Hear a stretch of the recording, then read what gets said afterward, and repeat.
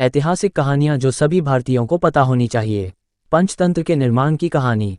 महिला रौप्य नाम का एक नगर हुआ करता था जिसका महान राजा अमर शक्ति था। वह बहुत महान था।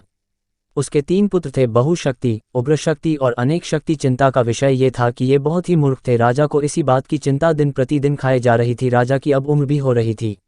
राजा चिंता में था कि आखिर मेरे बाद इनमें से कौन राजपाट संभालेगा। तीनों ही मूर्ख है, कोई भी मेरे बाद राजपाट संभालने योग्य नहीं है।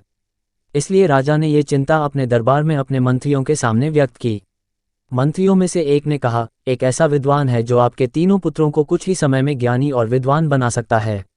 राजा ने कहा, ऐसा कैसे संभव हो सकता है? सिर्फ व्याकरण आदि का अध्ययन करने में ही वर्षों का समय लग जाएगा और फिर शास्त्र आदि का अध्ययन किया जाएगा जिसमें वर्षों लग जाएंगे। अगर ऐसा संभव हो कि कुछ ही महीनों के अंदर मेरे तीनों पुत्रों को विद्वान बनाया जा सके तो उस विद्वान का नाम मुझे बताएं।